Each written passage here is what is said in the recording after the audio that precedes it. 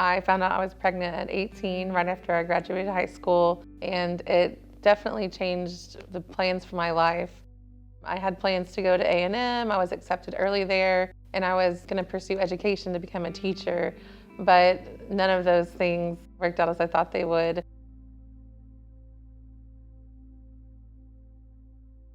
I ended up starting off at San Jack and got an associate's degree in early childhood education, but I ended up at UHCL, which is where I'm at now. When I was switching to come to a four-year school, I changed from education to communication. I'm excited to be able to share my journey with my son, Branson. He's been able to see the hard work that has been put into working and going to school and being a parent. So I think it's all worked out for the best, but it's definitely had challenges along the way. The greatest obstacle was the divorce. We started off as friends, me and my ex-husband, and we were together for over 20 years. So it was a very long, deep-rooted history there. We were very young when we had my son, and so we were kind of growing up together. I probably just threw all of my eggs into one basket, essentially, and looking back, I wish I would have done things differently.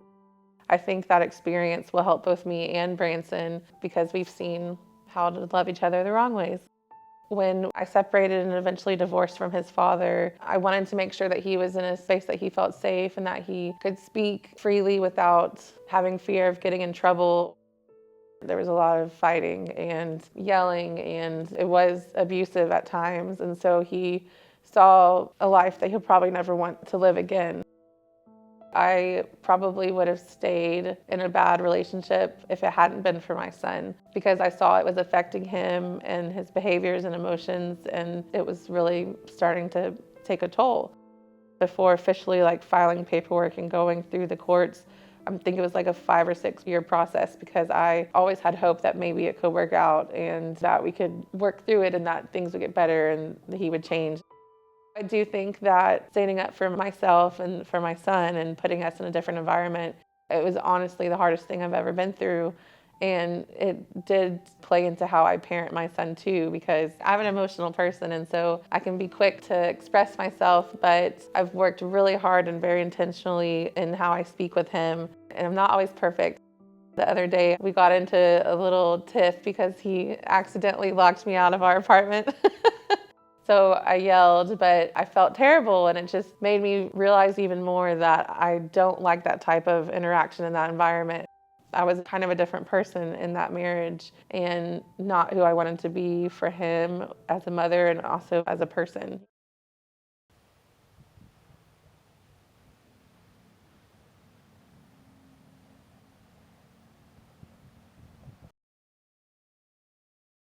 A specific challenge that I went through that had a significant impact on my life was probably the time I got molested.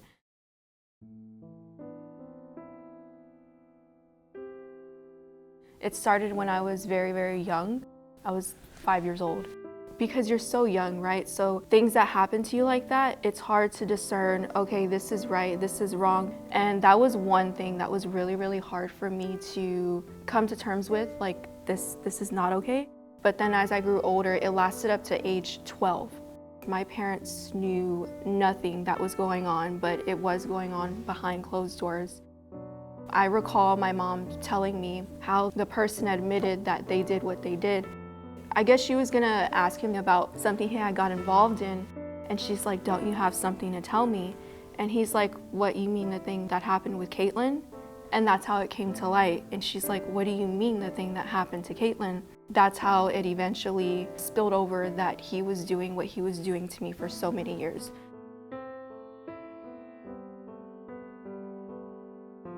My parents love me to death, and I love them so much as well. They're my best friends, so when they found out, they were beyond devastated. You can imagine how devastated my dad felt, very, very angry.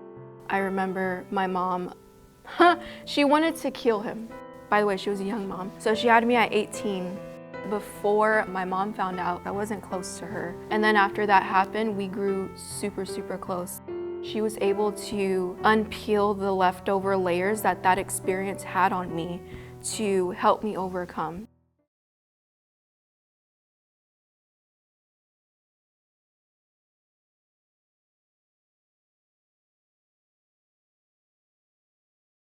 I deal with androphobia on a daily basis. For those of you who don't know, it is the fear of men.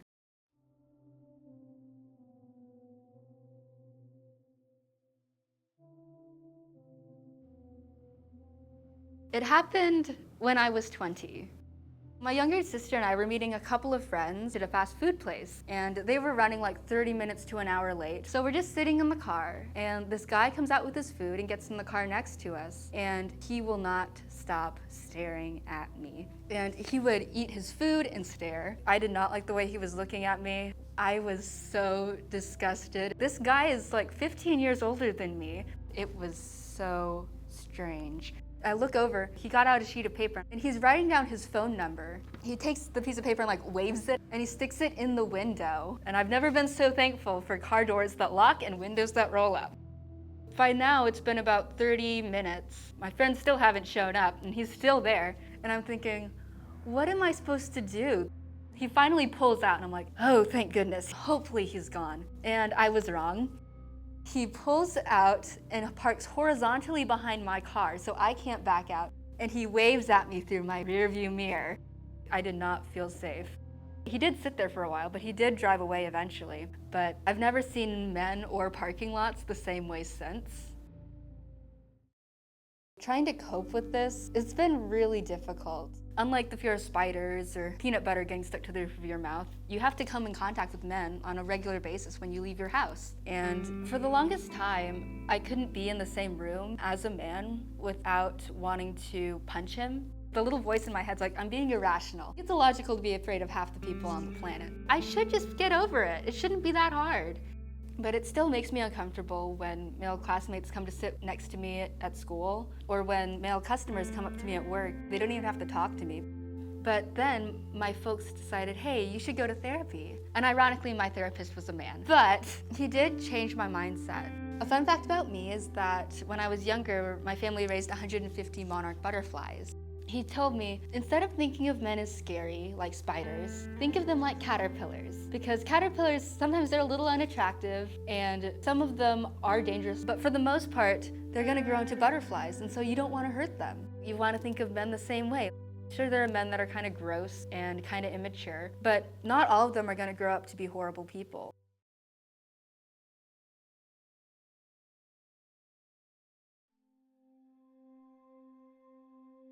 From age 6 all the way to 12, my parents realized, hey, she's very disconnected from her peers at school.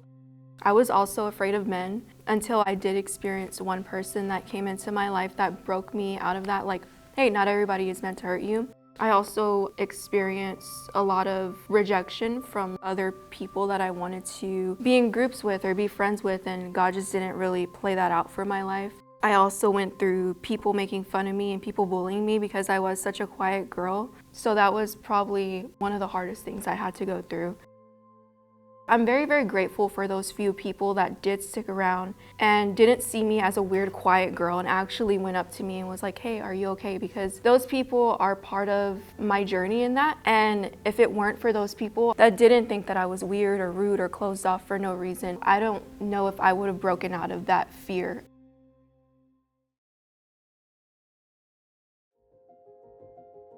My parents took me to see a counselor. The counselor said, why don't you stick her in something art related? Usually when you stick someone in something art related, they're able to let go of whatever it is that they're facing. So my parents made the ultimate decision to stick me in dance.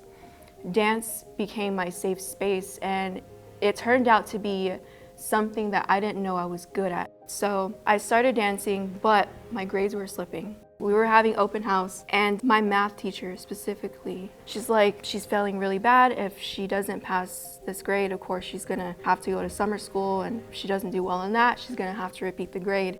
I got taken away from dance for a little while, and then whenever I went back into dance, I was now doing competitive dance. And I believe that it was God's favor over my life because not a lot of people get to do competitive dance their first year back.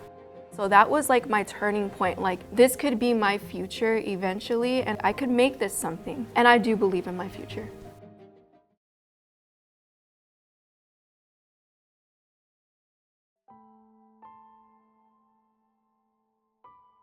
I've never had a crush on anyone, I've never dated anyone, and it really didn't occur to me till I was about 13 that I was like, wait a second, this isn't normal. When I was a kid, most of my friends would roleplay being married or having kids. I would run around on the floor and act like a dog. When I say I'm not interested in a romantic relationship, people are always like, oh, you'll be interested eventually, or just wait until you're older, wait till you're an adult, then things will make sense. It still does not make sense, and I am 22. That's why I've always wondered, why are my priorities so different? In today's society, you grow up watching Disney movies and learning fairy tales where in the end they all get married and live happily ever after. But what if that isn't the ending that I want? So it turns out I can't feel romantic attraction at all. There's a term for this, and it's called aromanticism, where you can feel certain types of attraction, but you can't feel romantic attraction. You can feel familial love, you can feel platonic affection for your friends. There are people that I look up to, there are people I admire, and there are times that I've been obsessed with someone to the point where they're all I think about, but am I in love with them? I am not. This inability to really tell the difference between friendship and romance has become a big obstacle when trying to become friends with people of the opposite gender. I kind of wish things were simple as they were back in kindergarten, because back then it didn't matter what gender the person you sat next to was. You could be friends no matter what. When I was 9, I had a friend, my best guy friend, and we would play video games, we'd roll around on the floor, we'd wrestle, we'd joke around. But about 3 years later, he asked, hey, do you like me? And I'm like, yeah, as a friend. We didn't talk after that. It made me wonder, what makes romantic relationships so ideal if you're just gonna get your heart broken, or if someone's just gonna cheat on you, or you're putting so much effort into something that just isn't gonna last? I believe that you're fully capable of loving other people without being in love with them. But growing up, it feels like there's this whole world out there that I'm completely unaware of. For me, being friends is more than enough to satisfy me, but that really isn't the case for anyone else. They need that romantic attraction. They need that to be reciprocated. It kind of makes me want to be in a relationship. It's not due to the fear of missing out, because I don't really want physical affection. I don't really want the responsibility, but I feel like I'm always going to be lacking something, in that no matter how much I love someone, I won't be able to provide them what they need, and that really breaks my heart.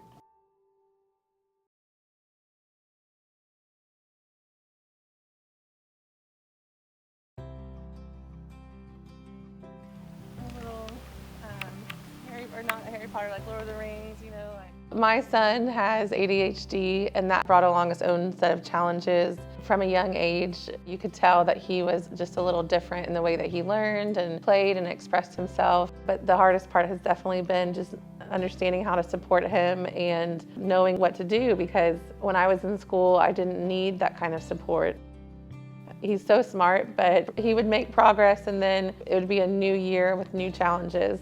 One thing that sticks out in my mind is in 5th grade, they were given tablets and they had to switch between 3 or 4 different classes. And he'd have to bring his tablet back and forth and his supplies, and he would forget to do that a lot. And they would give him conduct marks for forgetting. He got so many conduct marks, all for being forgetful, not for behavioral issues. And I got a call saying if he got like 1 more mark, he wouldn't be able to go to the end of the year 5th grade field trip. And I was livid because I felt like we were defeated.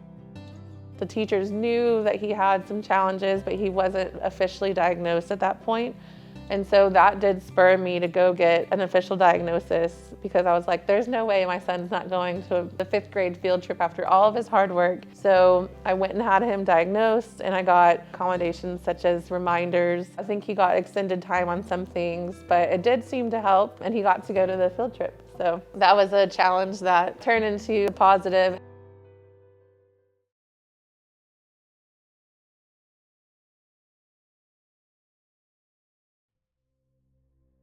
There's this place that I had to go for school 4 days a week. On Fridays, I'd be there from noon to midnight. I told myself, I can handle this.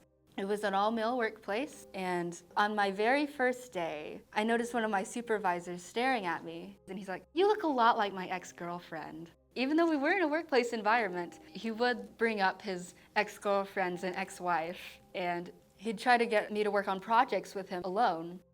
Every time I went there, I was on edge, and it was so hard for me to focus. My energy was just sucked out of me. Even if the guys were genuinely kind people, it just brought me so much unnecessary stress. I'm not trying to be dramatic when I say they're probably the 5 most difficult months of my life. I'd already been struggling with some sort of depression for about 5 years, and this was really only making it worse. At night, I became a completely different person. I struggled with different types of addictions, and the worst one was the need for violence. So I would take hatred and the fear and the disgust that I was feeling, and I'd take it out on myself. Since I wasn't using a weapon, the wounds were not permanent. So for the most part, it was just really easy to hide that I was struggling, because I really didn't want to make the people I love worry about me. I really needed someone to save me from my situation. More than that, I needed someone to save me from myself. Whenever I'd look in my bedroom mirror, I would hate the person staring back. Like, why do I have to be me? Maybe if I didn't have androphobia, maybe I could actually have normal relationships with men. Maybe if I wasn't aromantic, maybe I could actually be in a happy relationship. I thought to myself, if I can't love people in this way, does this make me a horrible person?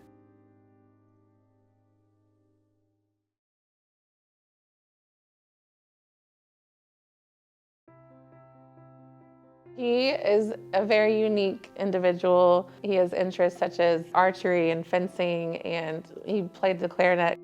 He loves 40s and 50s style music. He has a lot of really cool qualities about him. He is able to share such unique ideas. He's very, very smart. He does want to go into engineering because of his interests and his skills in math and science. It'll work great for him, but he might have to learn how to adapt. Going back to the ADD, the school will also be able to provide him some kind of tips or accommodations as far as how he can be successful living with ADHD. I really did kind of change my life around the last few years to put him through private school, but I knew it's exactly what he needed. So I think I would just do anything that I need to make sure that he thrives and is happy and healthy. The last 2 years that he's been there, he made mostly all A's with a couple B's here and there. He took calculus, and he just was able to show his gifts and his natural talents without the distraction from peers or the pressure or anything like that. And so he was able to get his GPA back up to a really great standing, and he just graduated 2 weeks ago from high school. I'll be finding and discovering myself again soon now that he'll be starting his own adult path. He turns 19 in a couple of days, and I still feel like a kid myself sometimes. I grew up while I was also raising a child. I remember specifically when he was younger, he was always such a good boy, but I remember thinking like, I maybe don't have patience for a whole classroom of children. And that played into my decision about switching from education to communication. Maybe I'm not cut out to be a teacher because I feel like I'm already overwhelmed with like one child. Maybe I can't handle 20, but I still think it was the right decision for me. It did work out for the better. My son has been such a bright light in my life, and everything that I do is really, truly for him. I remember one of his teachers when he was in preschool, he was like 3 years old, and she stopped me in the hallway one day and she said, "Your son is such a beautiful, bright light. Don't let anyone squash that light." Who knows what my life would look like if I hadn't had him so young. I'm very proud of him, and he put so much work and effort into this journey, and it paid off. And I'm happy to share that story with others because it really changed our life.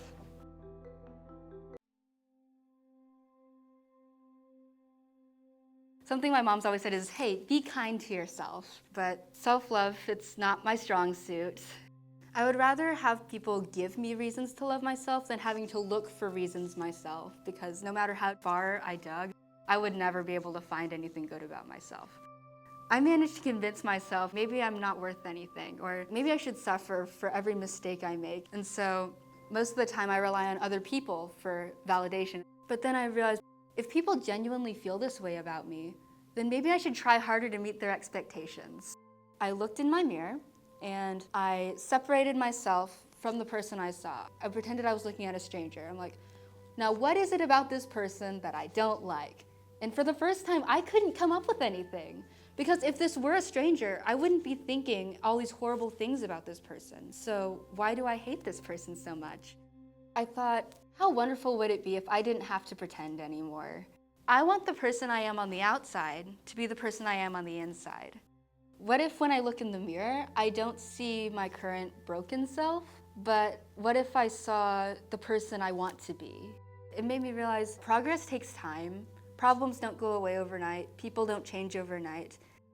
I need to think, what can I look forward to? What can I do to make my time meaningful? I find it especially satisfying to help other people, because what if someone's in just as dark a place as I am? Like, what if that light that I was looking for when I was depressed, what if I could be that light for someone else? What if I could improve someone else's day? If I can bring a smile to someone's face, that just makes my entire day worthwhile, because I feel like, you know, what if there is some good left in me after all?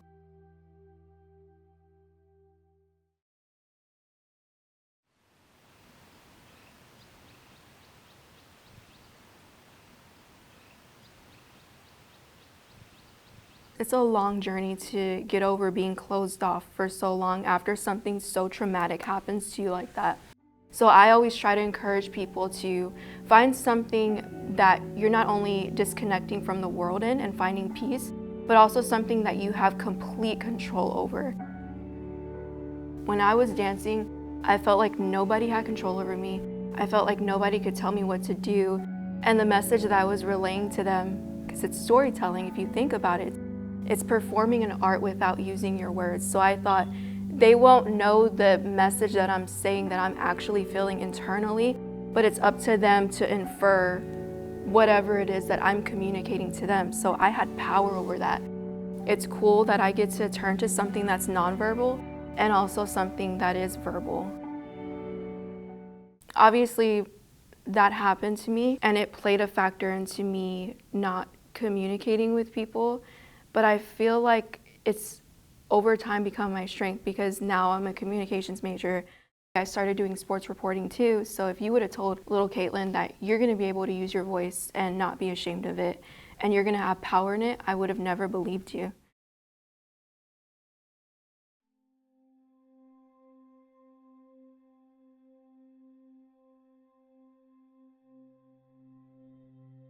My faith helped me get through that situation as well. I grew up in the church and was baptized at 9 years old and felt like I had a really great relationship with God. But through the marriage, I didn't turn away, but I was not nearly as committed and intentional about going to service and connecting with that community as I should have been. Then when we separated, I was very bitter and angry about the situation and some things that had happened during my separation. And somehow I found my way back and was rebaptized a few years ago. My faith has absolutely changed my life for the better and has helped me get through the other side.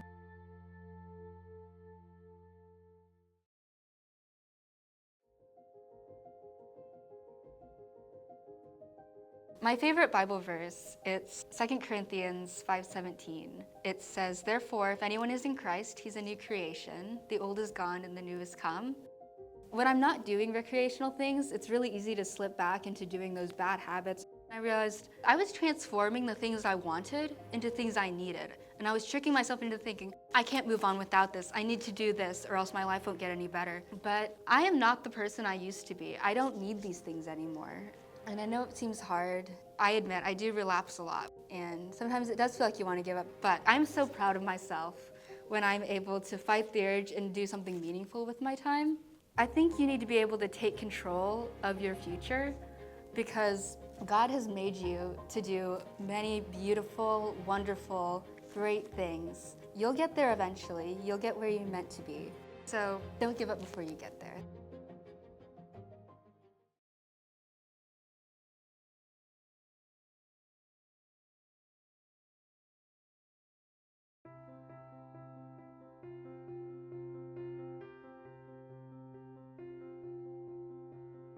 Whenever I was in church, it doesn't mean that I was completely connected to God. It was very much of a journey because I was ashamed, right? Everything that happened to me, it led to an ultimate root of being ashamed of everything. Being ashamed of people, being ashamed of expressing myself, being ashamed of speaking. I was always afraid of lifting my hands too whenever I was praising and worshiping in church. And I guess it's just an age thing too. I'm 26 now, so I guess just as you get older, you stop caring about what people think. I learn now that whenever I'm in church or during worship and I'm chasing after God, to not care about what people say or what people think about you, or what, even outside of church, what other people are saying about you, or if they're denying you or rejecting you. Because ultimately, the one that has stuck out with me throughout my whole journey, not just this traumatic experience, is God. He knows all things and knows His thoughts are better than my thoughts. His ways are better than my ways. So I find confidence in that and nowhere else. And that's how faith has played a huge part in my life, is knowing that He is my Father and I am His child.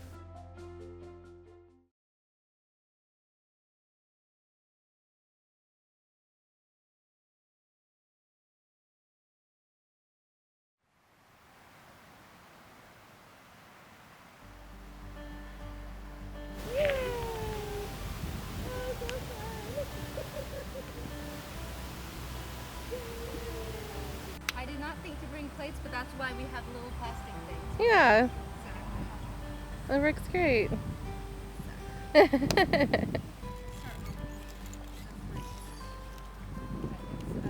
Ozarka commercial. So we have 3 different types of sandwiches. Sandwiches! Pick which kind you want. Sandwiches! So I'm going to that one. I'll take... I love ham. You love ham? I do. That's good. For anyone who is in a bad relationship and thinks, I'm just gonna stick it out till my child's 18, I'm just gonna stick it out till this point. I understand where they're coming from, but if you're in a relationship that is so bad that it's affecting you mentally, physically, and your children, I think that is your sign right there that you've got to make a change. And it's not gonna be easy. It's probably gonna be really hard for a long time, because I do believe in marriage, and that's why it took me so long to finally cut the cord officially. I really thought that we could make it work, but it takes 2 people. So if you're the only one who's trying to make an effort, or if the same patterns keep happening over and over, that's probably not going to be a situation that can be changed. And I think you're going to have to make a hard decision and decide if you want to keep putting yourself and your family through that, or if you want the chance for a better life.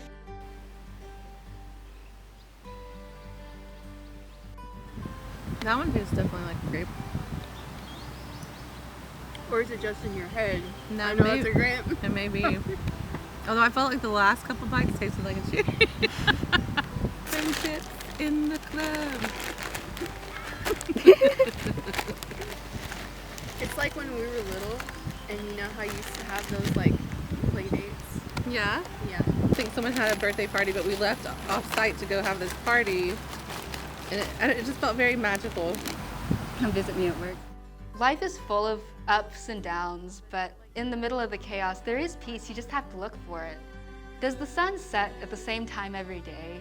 Take 2 minutes to look at the sunset and enjoy it. Is there a coworker who works the same shift every day? Go over and talk to them, 2 minutes. When you get home at the end of every day, take 2 minutes and be grateful, hey, I made it back in one piece. Those little moments remind you that life isn't just about pain.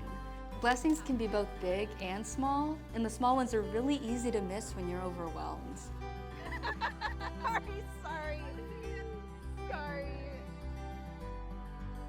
The weather's supposed to continue to rain, right? And then it's supposed to get colder this week? Wait, does this have tomatoes? Nope. Perfect. I hate tomatoes. One word that would explain my transformation would be resilience. You can go through all the bad things in the entire world. There are people like that. I always say, like, every time I get discouraged, someone has it worse. It does involve a mindset shift as well, because some people, they go through so many bad things and they become a victim. They develop a victim mindset and they're like, oh, I'm just not good enough. I'm unworthy because this happened to me, because I was molested and I was sexually abused. Like, yes, this happened to me. Whatever it is that happened to you, that happened to me. That happened in the past. You can't control it. So what are you going to do now to persevere?